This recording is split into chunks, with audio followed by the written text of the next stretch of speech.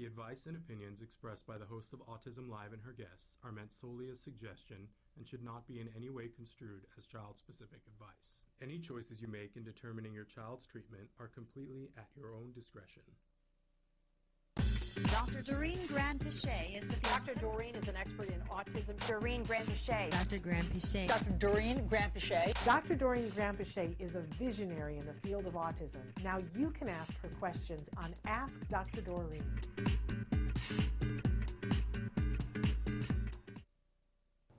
Good morning and happy Valentine's Day to everybody. I'm Shannon Penrod and I'm here with the fabulous and wonderful Dr. Doreen Granpeesheh for Ask Dr. Doreen. We were just commenting on the fact that it's very interesting, and I said Vulcan Mind Meld, that we both made the decision this morning to wear pink, and then we both put on blue necklaces. That's right, which is so interesting. Good morning, everyone. Good morning.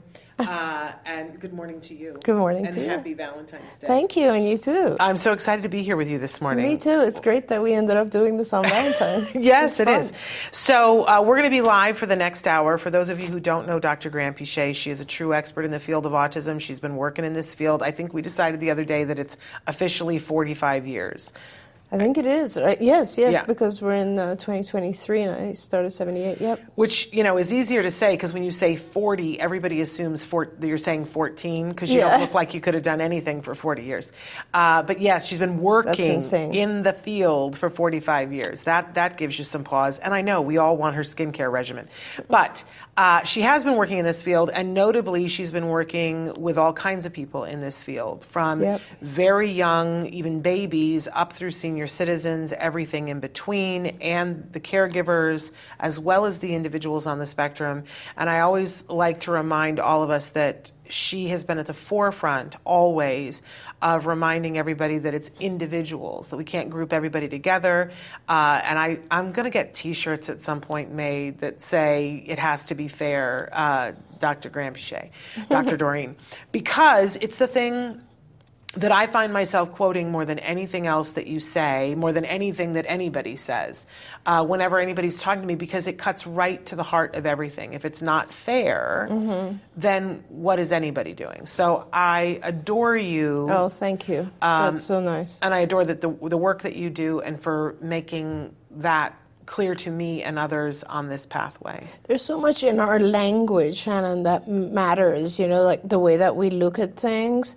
A few days ago, I was reading something online, and a BCBA had written, I think it was a BCBA, it could have been a psychologist. It was someone who was probably not a BCBA, actually. I think it was a psychologist who had written something that said, instead of saying a behavior is attention seeking, try to look at it as connection seeking. And I thought, wow, just one word, what an amazing difference it makes to look at things in a different. Me too, right? That's beautiful. Adopt that from now on. Right. It is beautiful. Right.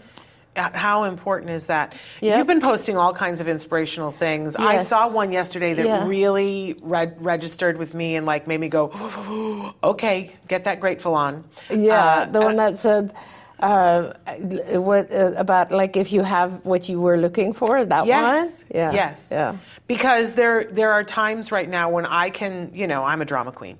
If people don't know that, you should know that. I'm very sensitive to everything, and everything is this huge thing that has to be overcome. I'm a drama queen. And there have been times lately when I'm like, because Jem's in college, and it's a lot. Yes. And I have to it's been my dream that he wouldn't have to take out student loans, and so coming up with the money for that and getting him where he needs to get and doing. And then yesterday when I saw that, there was a time when he was 4 where I would have cried, and I did cry and pray and rock and pray and say, please let this child be someone who has that open to him. Not that he has to go to college, but that's a possibility for him. Don't take that away from him. Please help me to do things so that does. And I thought, where is my gratitude today? Yeah, just thinking about, the reason I put that up there, by the way, and it was something about just, think of the time that you wanted so desperately or hoped for what you actually have today, right? Yeah. And the reason I put that was because I am retired, right? And I should be right now just completely free to do all the things that I want to do. And I think something in my own energy causes chaos around me. And I just have so many different little chaotic things going on that I have to deal with, that I was thinking, I need to just like chill and have some serenity. I was just saying that to you. Yes. And So I said to her, she's earned it. So thank you. And I mean that from the very bottom of my heart. Hey, we are saying hello to 2008 Rafix, and we're saying hello to Rawa. Okay, and I see what your question is. And we're saying good morning to our Journey Cameron's New Life. We're saying good morning to all of you. We are live right now, if you didn't know, on Facebook, YouTube, Twitter, and about a dozen other sites. Traven's going to start to show you that in just a second. We also want you to know that this will be podcast later on, and it will be available wherever you get your podcasts. And it's a free download wherever you get your podcasts. We really encourage you to be liking, sharing. One of my favorite things to tell people to do, if you're finding anything here that you like, right?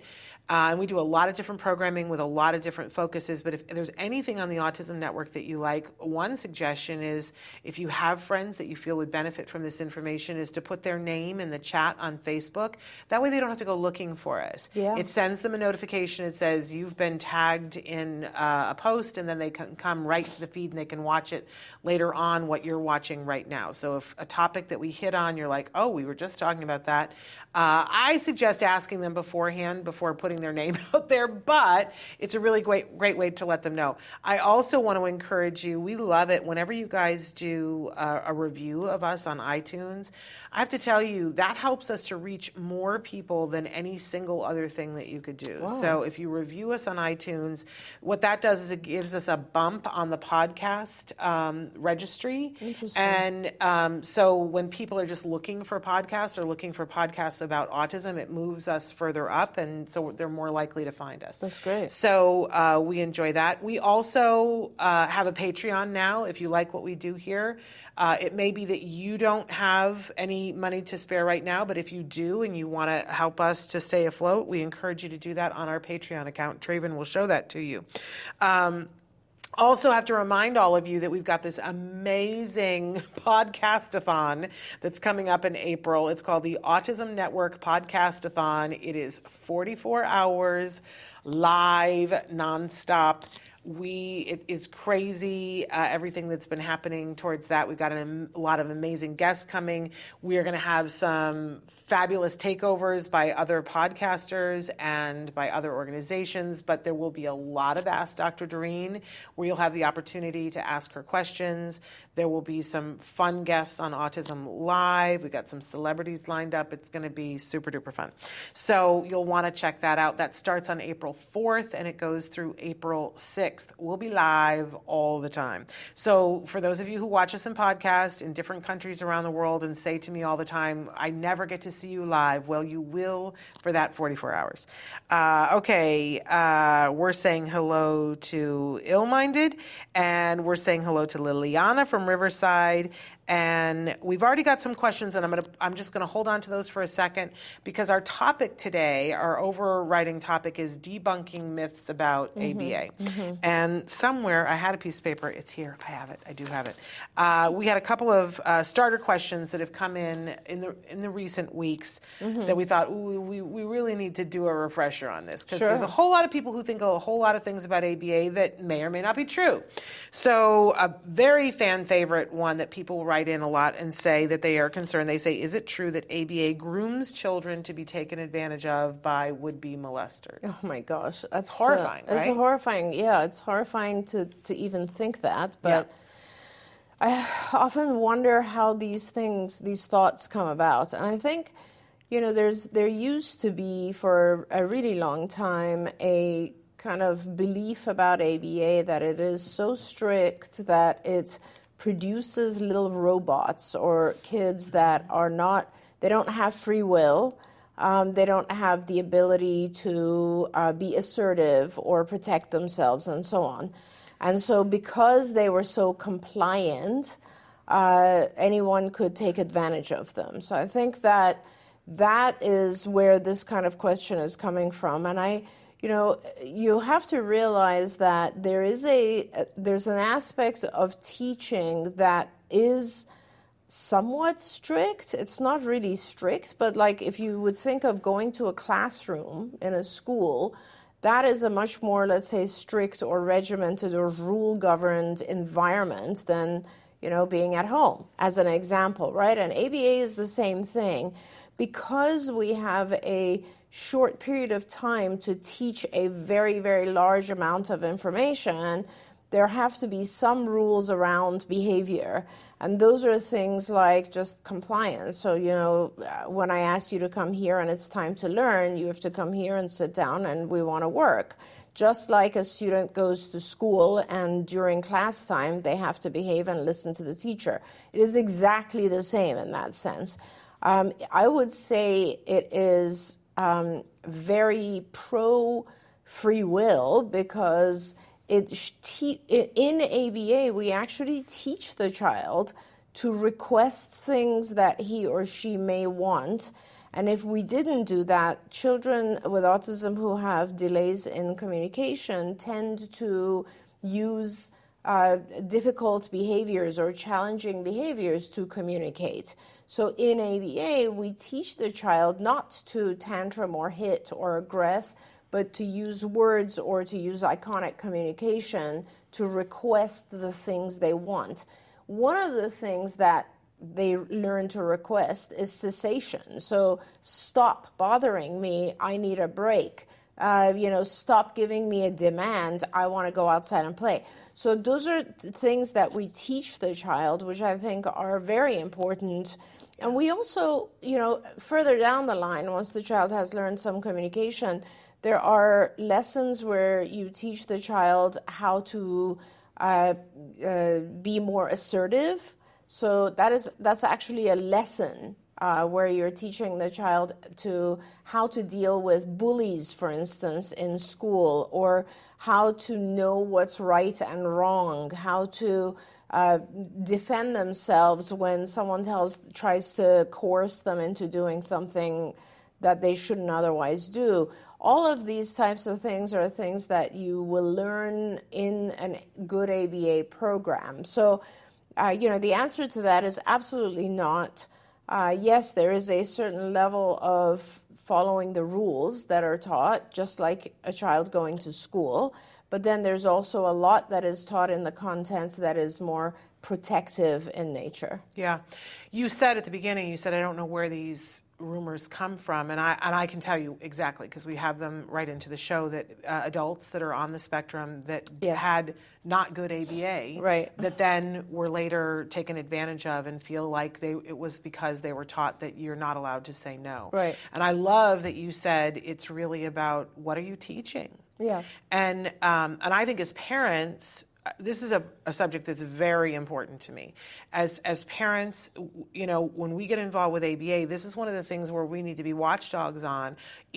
What is your child being taught? Yeah. Is your child being taught to advocate for themselves? Is your child being taught to say, stop, I need a break? Right. Is your child being taught to say no?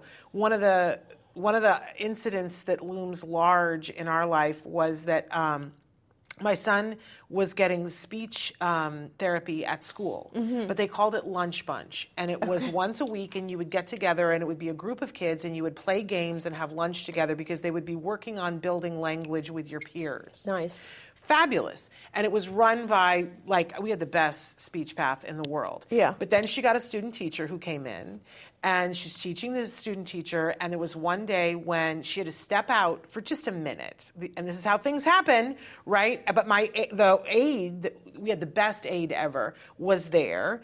And so the student teacher said, we're going to do things a little bit different today, and we're not going to play the game first, we're going to do something else. And my child raised his hand and he said, well, why are we doing that? And her response was, because I said so. Oh my God, I hate And my that child response. said, well, that's weak, Oh my right? God. And then he lost a sticker for being disrespectful. Yeah. So that he didn't get his Yeah. treat at the end of the day. And he, who understands, and justice was a very big thing with him, he was like, that's, Unfair. he didn't say That's- well, it's BS. not He said, fair. that's not right. Yep. But then I showed up And, everybody was like, and your mom is going to tell you that you needed to be respectful. Yeah. And I said, what were we teaching? Were we teaching respect in that moment? Because respect is an important thing to me, but he wasn't there to be taught respect. He was there to learn how to talk to his peers. And talking to your peers and saying, that's weak, totally acceptable. Yeah. No, he doesn't lose the sticker. Yeah. And everybody was mad at me and said I wouldn't follow through. And I said, you're not paying attention to what you're teaching. Yeah. And we went home and I said to Jem, I'm always going to take your side. Yeah. Always going to take your side. Absolutely. And it was but that was a moment where things didn't go well at school, but things went really well between me and my child because I followed what are we teaching, and he did what he was supposed to do. And I said, always feel, and they said, don't you feel like he should never speak that way to a teacher? And I was like, are you out of your mind? If the teacher is doing something, who says to a child, because I said so? That's exactly right. And that's exactly what I talk about, Shannon, when I talk about being fair. Because exactly. Even as a teacher, you shouldn't be allowed to remove all the contingencies that are where the child can actually get rewarded. I mean, he is coming to that environment because he expects some process to take place where at the end of that process, he will be rewarded for having a certain behavior, right? It's like us going to work. What if someone suddenly came and said, you got to keep going to work, but we're not going to pay you anymore? Yeah. I mean, that's just not okay. It's not fair. It's why they have riots all the time in France. That's right. That's right. Right? Because it's not fair. Yeah, exactly. And our kids need to be allowed to protest when it's not fair, when they're with people that they know or don't know. Right. And I felt that was important. Our team felt that was important to teach my child. School had a hard time with that. Yeah. And, going back to this particular question, so there are, unfortunately, there are in the world people who do take advantage of our kids. And we're talking even neurotypical kids. I'm not even talking about kids on the spectrum, both on and off the spectrum. And that is simply because children are very small, and they are when a large adult comes up to them and attempts something that they don't know how to deal with, they are intimidated, and they have learned to be respectful of authority, which is a good thing. But they don't differentiate fast enough that what this individual is telling me to do is not right, because they've never had that occur before, and they've always listened to adults in authority. And so it's very hard for a young child to actually say, no, this is wrong. I'm not supposed to be doing, you are bad, and I need to get away from you. And that is... it has nothing to do with ABA. It simply has to do with the fact that children learn to listen to adults and trust adults and see adults in general as individuals of authority. Yeah. So it's a very sad situation. And we all have to teach our kids to differentiate what is right and wrong and to quickly react to those situations, because once you are overtaken with fear as a child, you freeze. You don't know what to do. There's a new show that's been airing, and I can't think what the name of it is, but there's two hosts, and there's all these parents, different parenting situations, and they're comparing parenting styles. Interesting. And they give them challenges of things that they have to do, and then all the parents get to weigh in on what they like, and they get to vote who gets to stay, because they're trying to find the most effective parenting style. Interesting. I wish that they had allowed a good ABA parent to participate in this. It would have been so much fun for me.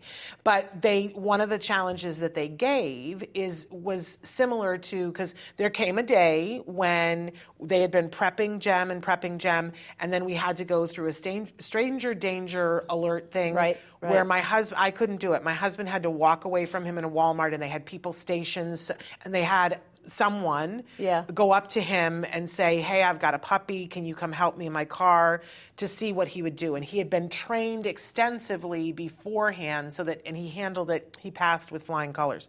But they did something similar to that, where they sent someone to the door, And the parents had said, we're going to be in the back for a while, be here. And the kids were watching cartoons. And somebody came to the door and said, we heard that there's a gas leak. Can you let us come in? Yeah. Or I've got puppies in the car, whatever. And then they showed this. And the parents, and these are all neurotypical kids, and the parents lost it. Yeah. Because some of the kids let the people in. Yeah. And the parents were like, how could this have happened? And one parent got up and left and said, you're not allowed to show the tape with my child. I haven't been able to sleep. And it was interesting to see the different parenting styles and which kids knew not to go to the door and just completely ignored it and who didn't. The takeaway from the show is that, they've been talking about the parents' emotions and that sometimes, you have to teach your kids things. You can't just be laissez-faire and say it'll be whatever. Absolutely. And I thought, we did this with my kid with ABA. That's where ABA is good. We taught him exactly what to do, and then he did it. We practiced it, and then he did it. I mean, how many people even think of teaching their children through something like stranger danger? They don't. We give our kids some rules, right? Don't talk to strangers, etc. But we don't actually practice it the way that you did. Yes. And that's so important. So ABA can be really helpful. I don't know whether to continue on with these, or we've got a lot of questions that have come in. Maybe we should switch to those for a minute. Sure. Okay, so how do you decide school versus ABA? Rawa That's a great question, Rawa. And so there's so much that goes into this. I'm trying to think. So the way that I, generally speaking, if the child is below the age of, let's say, 5 or so, then you're doing all ABA, in my opinion, right? So you would be doing as much ABA as you can prior to school age. When school starts, for me, school is a place where two things occur. One is you learn academics, and perhaps you'll also learn some group behavior. And the second thing is you have an opportunity to socialize with others, right? And so if your child has the capability at age, let's say 5 or 6, to benefit from that, so they can go to school, they already have adequate language, let's say, to understand now all the rules of school, and also to be able to do classwork, right, academic work, and academic work is now important. And also they are socially adept enough to be able to benefit from being around other children.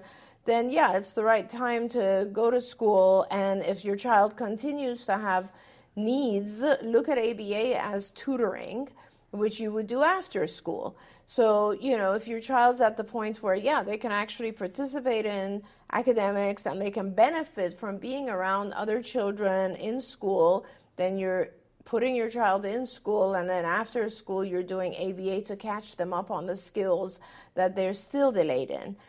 In most cases, our kids need a little bit more time to do a little bit more intensive ABA. Usually our kids are not ready to reduce their ABA to, let's say, 10 hours a week at the age of 5 when school is imposed on us. So in those cases, I often recommend that you introduce the child to school for fewer hours than 30 hours a week is usually when we start. But to introduce the child for, let's say, 10 or 15 hours a week to school with a trained ABA shadow. So there's one of your therapy team is with the child in school, teaching the child how to follow the rules, teaching the child how to pay attention to the teacher, helping the child with the academic stuff that's going on, and mostly teaching the child how to interact in free time with other children, and then bringing that information back to the home or center and doing practice and teaching the core skills in ABA. So in most cases, what I recommend for 5-year-olds who've already received, let's say, a year at least, or maybe even 2 years of intensive ABA, is that in their 3rd year, they'd still be doing something like 20 hours of ABA or 25 hours of ABA plus another 10 or so hours of school. And as the core skills increase, you want to use those young years as much as you can to teach intensively, right? And as those are increasing, then you can reduce the intensive ABA tutoring and increase the school. It's going to be different for every child, how you do that transition. But really, a lot of times parents think that if they put the child in school at an early age, the child will just learn to socialize. Yeah. They don't. The child will not learn to socialize on their own without having some key skills that need to be taught first.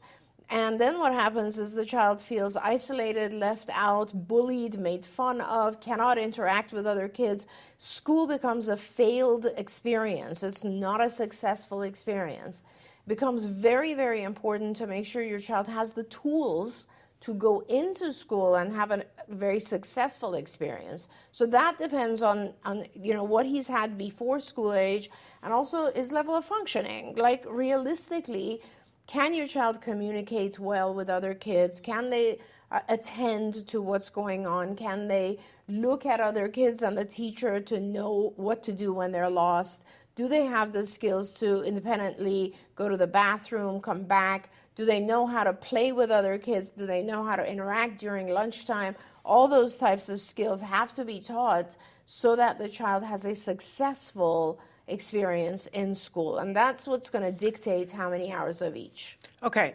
One of the things I want to add, though, because you were saying, parents, what parents think, but a lot of parents think, too, that school is all or nothing.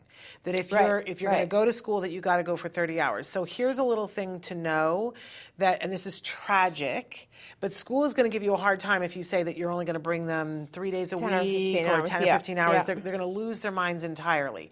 But here's the trick. The reason why they're losing their minds is because they're going to need to create a space for your child, and that means that they have to apply some resources to it, which means that they want to get the funding for it. Yeah. So most schools, the way that they get their funding is if your child comes, there's a magic hour, and it's like 10:30. So if your child comes to school and is there until 10:30, they still get the funding for your child for that day, even if you take your child out at 10:31. Right. So, I say to parents, ask somebody that you trust outside the IEP meeting, what's the time that you need him there until so that you can get the funding? And then they'll tell you. Yeah. And then you go in and say, here's our proposal. We would like to bring it. And it probably will be that you have to bring him every morning so that they get the funding. But then we're going to pull him out at 10:31. Yeah. You're still going to get one person on the team who's like, they're going to miss out on stuff. Ignore them. Just smile and nod and ignore them. But the administrators will go, we'll take the money for your child not being here, and then you don't have to put up a big fight. Just wanted to put that out there. No, it's very true. It's a really good point. But let's try this. I'm skipping around the questions a little bit, you guys, because thematically, let's try this. Their question was, my daughter is in school full-time, no ABA available due to schedule. Is it possible for me to develop our own ABA type program for us to do on weekends and evenings? Right, yes. So several things about that. One is that the school has to provide some aspects of ABA to you. You need to begin by requesting an IEP called different things in different states, but basically it's an individualized education plan. When you go to your school and you tell your teacher or the principal that you need an IEP for your child, it starts there. And in that meeting, you will say, I need an ABA for my child. And the school will either have to provide the ABA or they'll have to pay someone outside to provide the ABA for you. And the someone outside is a provider of ABA, and there are literally, I think, thousands now throughout the country. Wherever you are, there will be an ABA provider. Now, the good thing is that for the last approximately decade or so, we have funding through health insurance for your ABA services. So now you have two sources of funding. One is your school district is supposed to pay for, this is the Free and Appropriate Education Act, which basically says if the school district cannot provide you what's appropriate to your child for free, they need to pay someone to do it. So your classroom setting has to be appropriate for your child. The instruction has to be appropriate. And there have been lots and lots of very wonderful parents who've gone to court against their school districts, and over the years they've proven, and this is therefore now a precedent, that if the school is not providing a individualized program for your child in a way that is benefiting your child, they have to pay someone to provide that. So you could either go that route, forcing your school to kind of get you an ABA program, or you could just have your health insurance and you go to any ABA provider that is a good provider in your area. And we can certainly talk about things that make a good provider. Just go online and look up applied behavior analysis, and you'll get a whole bunch of companies, and you then sign up with them.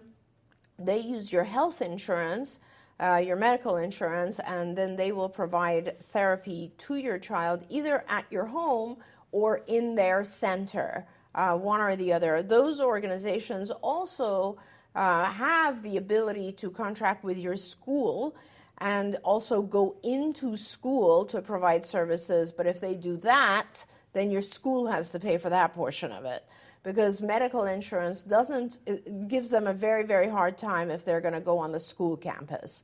So it's still very complicated. I'm sorry about that. Fortunately, though, there is some funding, and so you just have to kind of fight for it and get it. And the problem becomes, and we have another question that involves this too, that a lot of times there's a scarcity of behavior technicians right now. And they'll tell you, we don't have a team for your child in the hours that you're available. You want to look at making yourself more available for the hours that they do, but sometimes you run into the school issue. We can talk about that at length, but I said something last week that a lot of people went, wait, what?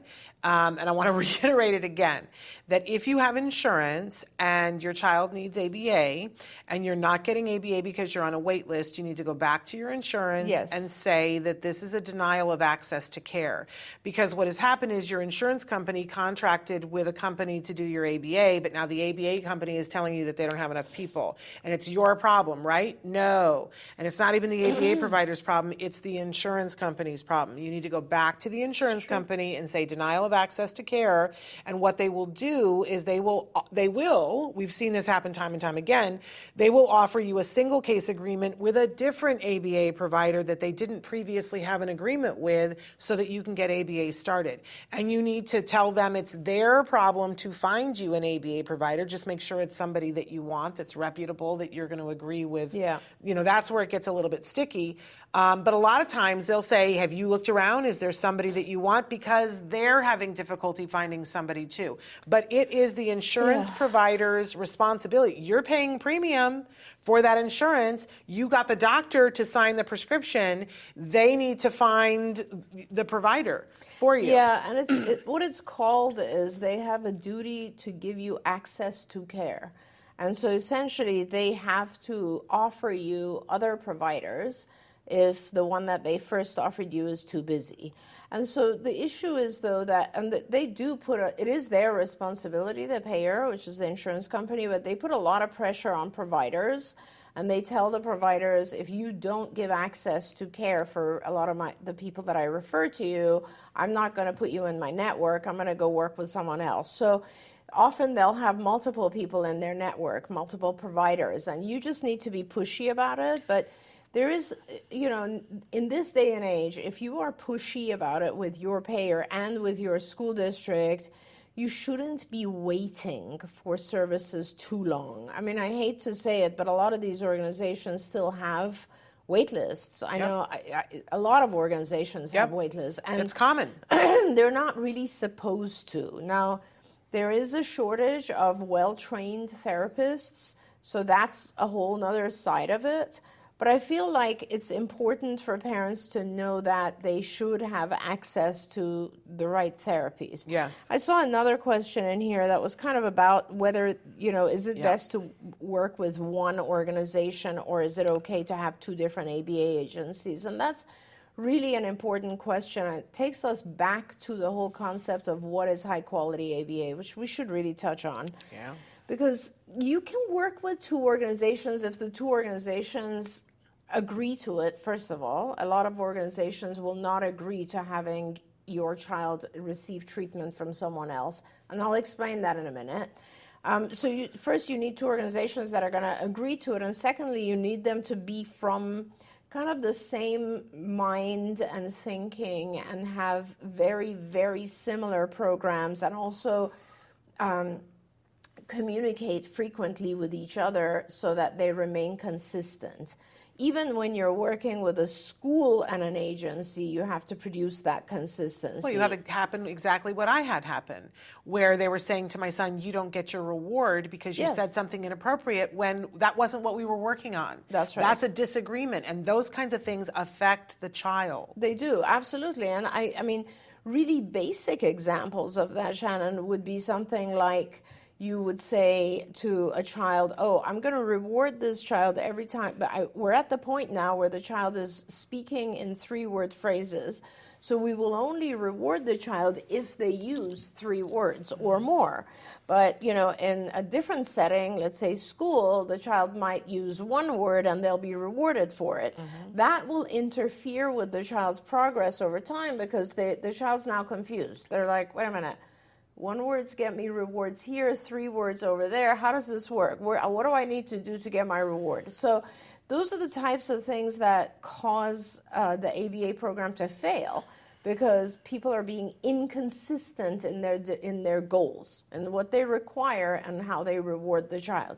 So that is very, very important. Can we touch for a minute on this whole concept of what is good ABA? And it's really tough. We've talked a lot about this in a lot of different shows, and also we've done presentations on this subject. So if you go back on our YouTube channel and search, you'll find this topic repeated. I also have done several videos of this on TikTok and Instagram and stuff about what constitutes good ABA. But there's a few different factors. I don't know that I'll remember all of them here. We'll try to hit on them. Please jump in, Shannon. Yes. So to begin with, it needs to be individualized. That means there has to be a really comprehensive assessment of your child done in the beginning, and pretty frequently, I'd say every 6 months from there on. And this assessment identifies exactly what your child needs. Every child is different in many ways. Not only are they different in the areas they need help with, or the areas they are weak in, they're also different in their style of learning. They're also different in the speed of learning. They're also different in the things that are rewarding to them. They're different in their sensory input. All of this stuff needs to be taken into consideration. So one child might be a visual learner who is best rewarded by giving breaks and gets bored quickly, so you need to keep the pace up. And or another child might be not a visual learner, where it's not important to give visual cues, and they might have a longer response time, so you need to slow it down and give the child enough time to respond. There's all these things, right? And then in terms of the skill level, you know, autism is a huge spectrum. So you might have one child who is completely nonverbal, has absolutely no ability to have eye contact or to imitate or have any kind of interaction. And then you might have another child who is verbal and only really needs help in the social abstract language area. And both of these children are diagnosed with autism. So it's very important to do an individualized program, and that always begins with an assessment of the child. Lots of organizations use different assessments. I just recommend that you feel that, first of all, when you do the program, they don't just come in and say, this is the program we're going to do. That's going to be cookbook, and it's not going to work. The first step is always going to have to be an assessment. And when they give you the results of the assessment and sit down with you and say, these are the areas we feel your child is weak on or needs help, and these are his strengths, that you agree with that, and that it covers everything you can think of that you feel your child needs help on. So these could be across language, play, social behavior, abstract thinking, motor skills, academic, I mean, you name it, all area, adaptive, like things at home, self-care, everything has to be covered, okay? So that's one thing. Second thing is, make sure that if you are, if your child has a lot of needs, and they're younger than, let's say, 8, then you probably need about 40 hours a week of one-to-one instruction, ABA instruction, to cover all those needs, right?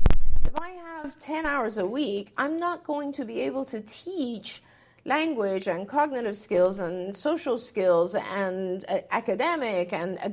Because 10 hours isn't enough. I want to make sure that everybody understands that part. It's just not enough, right? And when you see a comprehensive evaluation of your child and you see these like literally hundreds of skills that they've fallen behind on by age 4 or 5, you realize, oh my God, I need to work really intensively the next couple of years at least to teach as much as I can to my child, because as soon as they're 6 or 7, the world now expects my child to also add academics. And so now I don't have any time left once my child is 7 or so. I have very little time left to teach them more basic skills like language and adaptive and things that are very important to their life, right? That's why we do early intensive behavioral intervention, what's called EIBI, which is ABA, but for the younger generation. So like kids from birth to, let's say, 5. And that's where you do very intensive work, because your goal is to teach the child as much as you can before academics is piled onto it. Okay. So that's the second thing, is that it's got to be intensive. The third thing is that the child needs to be successful. So you always have to have a behavior analyst, a BCBA, board certified behavior analyst. There's a few other credentials that are pretty close to that or equivalent to that. Someone with experience in ABA who is flexible with your child in terms of making sure that if things are failing, they modify the program constantly. I gave an example earlier of children who learn visually. A child who needs a visual prompt, and there's a lot of kids who have a hard time with instruction that's given auditorily, but they do very well when the instruction is visual. So it's either a picture or written words or some format like that, then they do really well. And if the BCBA, if the person in charge of your program is not paying attention to that, they will continue to force auditory instruction, because most of the stuff we teach is auditory, right? Do this, what is that, show me, bring me, tell me, etc. It's all vocal instruction. And if you don't move that program into a visual program where the child receives more visual instruction, your child's going to keep failing. They're going to keep failing no matter what. And the program will be stuck where it is. Whereas if your BCBA is astute and paying attention and has now realized, oh, this is a visual child, they need more visual prompting, and they change the program into visual, then your child will thrive and they'll learn and they'll do really well. And so it's very important that at any given time, if your child plateaus, and listen, ABA, all ABA professionals are very good at taking data, so they should be showing you the data, and you should be seeing that your child is learning these skills over time. And if that happens, that's great. If your child gets stuck and the BCBA or the ABA organization doesn't know how to fix that, that's a problem. Now, one of the things that helps fix that, which is item number 4 of being very important, is that ABA organizations tend to forget that the child they are working with is a human being. That means this human being needs to be sleeping well, needs to be feeling well in order to learn well. Now that, I can't emphasize that enough, because that was something I used to repeat over and over and over when I was teaching people at CARD, because it was all about, like, you're thinking of a 4 or 5-year-old and you're doing 40 hours of intensive tutoring. This child better be sleeping. Yeah. And if they're not sleeping, or if they have a diet that is causing them to be inattentive, like they're receiving a lot of sugar, a lot of red food coloring dye, or if they have medical issues, like if they have high yeast levels or gastrointestinal distress, any of those things, that's going to interfere with them feeling well. It's just not going to allow them to sit down and receive all that information. So one of the things that was very important to me was making sure the child's medical situation is in good shape. Just like a child goes to school, a typical child goes to school, and you realize, they're not able to see the board. Maybe they have visual issues, and you go and get them glasses, and then all of a sudden the child is paying attention. Same thing with our kids on the spectrum. If the child's having a hard time because they didn't sleep every night they're up, or because they have stomach problems, or because they're constipated, or because they have some reaction to a food they had, or candidiasis where their brain is foggy, all of these things have to be dealt with so that the child can actually sit down, pay attention, and learn. So these are very, very important things. Then I would say another part of this is making sure you as the parent are involved. Yes. If an organization does not involve you, does not provide you with training, does not provide you with education about autism and about ABA, they're lacking. Because the parent, you are a big, big, big part of your child's treatment team. You're the one that really, first of all, you're the boss. Like, you will always be the boss. You need to be the boss. You're the one saying whether or not things are working, what things you think they should be working on instead of what they are working on. Like, it all comes down to what you see, how you feel, what you report, if you see progress, if you see problems, all that sort of stuff. And so you need to be part of the team. In order to be part of the team, you need to learn some of the basics of ABA. That was a very long sentence. No, but it was brilliant, and everybody's freaking out. So we've got so many questions and things going on, and I didn't want to slow you down because it's all important. And I want to say, Christy said yes, the whole child. Okay, and people are freaking out saying, I didn't know that there could be ABA in public school, and I didn't know that you know. Wow. But yes, there's a lot of things here, though. And how people are struggling to get services. I want to start with, and I'm going to get to as many questions as possible here. But Amanda says, you guys remember when I told you that my son got 36 hours of ABA approved? Yes, I remember celebrating that.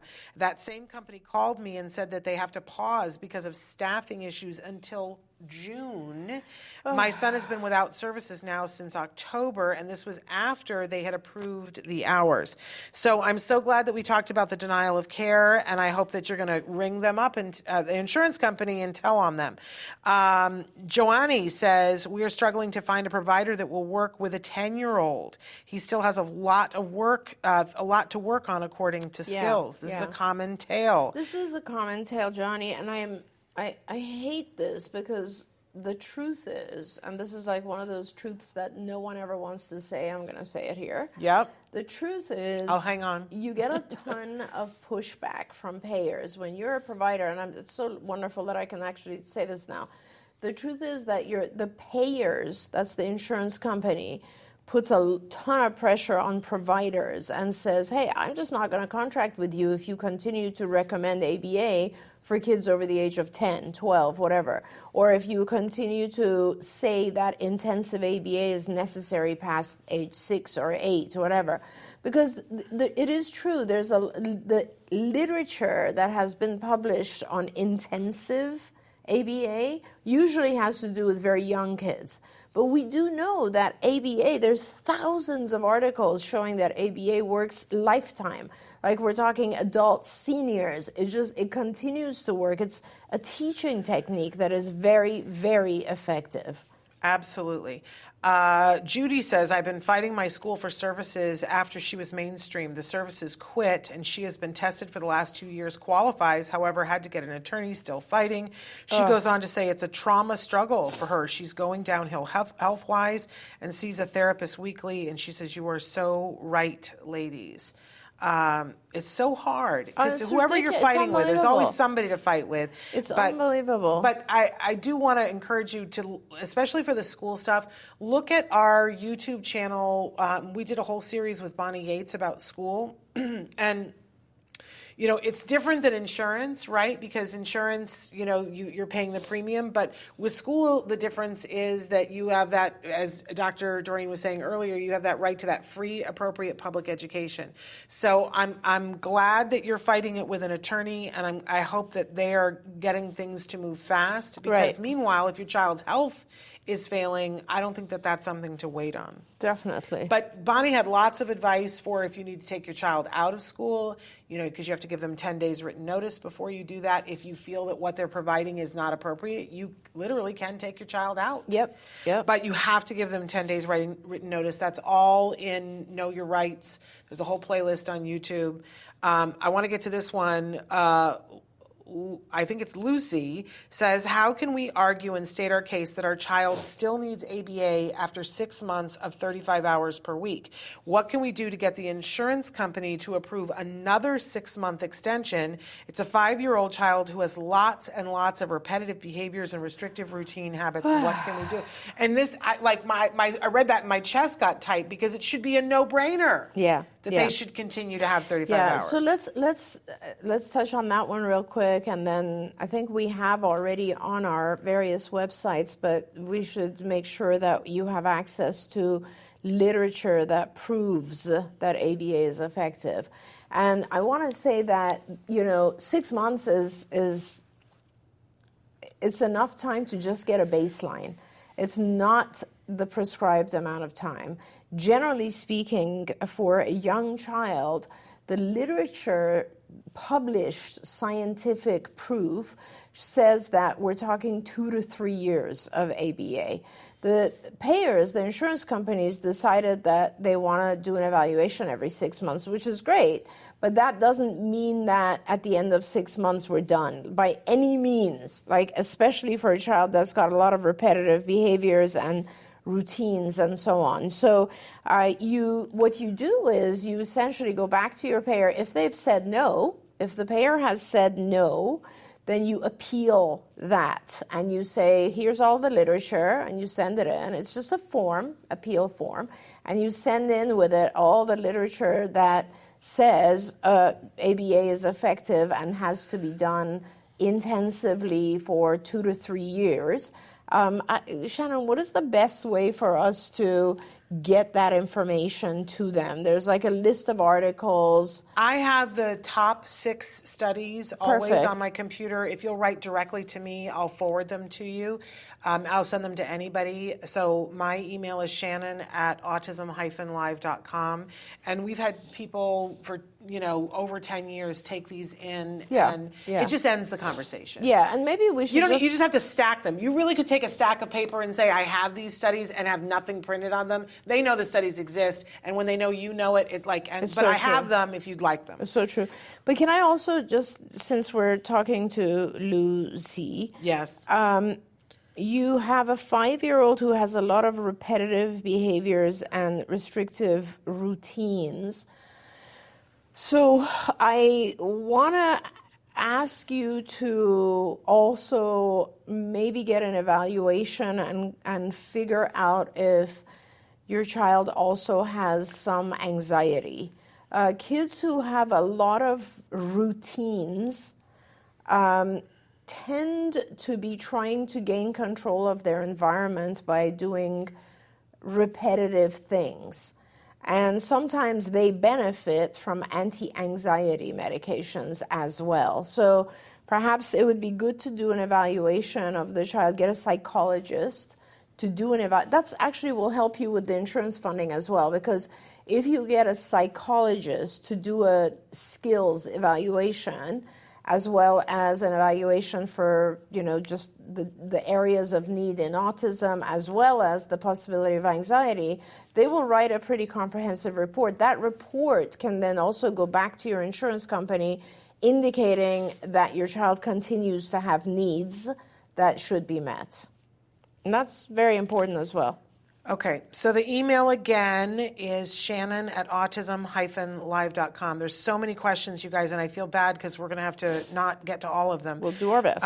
But I do want to say, Christopher has written in and said, we're in the process of getting our son evaluated. We had multiple people say that they think he's on the spectrum, but his teachers don't think so. That's, I'm a former teacher. It's lovely that teachers have opinions, but teachers don't diagnose. Speech is delayed, nearly 6 years old, but seems like he's more 3 to 4. While his teachers are very supportive of us and him, he is struggling. Any suggestions? I think, they said they're in the process of getting the evaluation. I just want to say it's lovely that the teachers are supportive, but you don't go to the hardware store looking for spaghetti and milk, right? Yeah. Teachers don't diagnose. Yeah, and it's actually really important for you to, and BCBAs don't diagnose either, board certified behavior analysts. So that's very important that you know that you need to go to a developmental psychiatrist or a psychologist, a clinical psychologist, to do the diagnosis. And it's important not just to see whether or not it's autism, but to figure out what else it is. Because clearly your child is struggling, so we need to figure out what is causing him to struggle. And so that would be a psychologist or a developmental psychiatrist. And the current diagnosis, he says, is adjustment disorder and ADHD, but they're working on ADHD and autism. Getting that one. Yeah. And if ADHD could be leading to some delays as well, and that needs to be treated as well. So, like I said, it's just important to know what the cause is. Absolutely. Skylar says, I'm an RBT who has been in the field for 3 years. How would you discuss with parents how to help them see the need of waiting out on crying in order to get them to appropriately manned for their needs? Yeah. It's a great question because it's a hard one, right? It's a great question, Skylar, and you should have the BCBA that is in charge of whoever you're working with have that conversation, quite honestly. But since you are so dedicated and you want to have that conversation with the parent, I think you just try to start by, what I used to do is I would always start by trying to explain that challenging behavior is a way to communicate. Children communicate by crying, for instance. And you explain to the parent, it's so funny, crying is an interesting one because all babies start out crying to communicate, right? They cry, and we learn as parents, what kind of cry it is. Is it a cry for hunger? Is it a cry because they need to be changed? Or is it a pain cry? We know or is it a cry because they're just tired, right? Yeah. So we know the sounds of those and they're different. As the child gets older, what do we do? If it's a neurotypical child, we start to not accept the crying. And what do we say? We say to the child, use your words, right? So when kids come up and they're crying and you're like, calm down, use your words, tell me what's wrong. And so then they start to use their words. And that is exactly what you're trying to do here. You're trying to teach the child not to cry to communicate, but to use their words, their mans. And if you explain that to the parent, what happens with kids, parents of children on the spectrum is we just give the child too much time. We assume that the child is not able to use their words to mend, and so we try to figure out fast and give them everything they want when they're crying.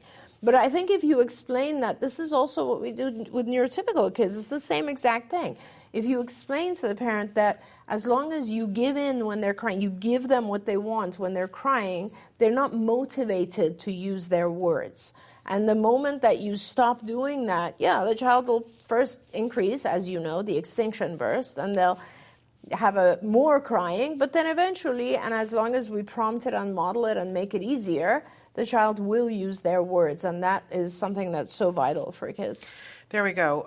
Karen says, hi, thank you for your valuable information. For a nonverbal child who currently communicates with word approximations and gestures, such as pointing, would you consider PECS, Speech Chat, Dynavox? I'm not sure what would be our best first AAC option, and thank you. That's awesome.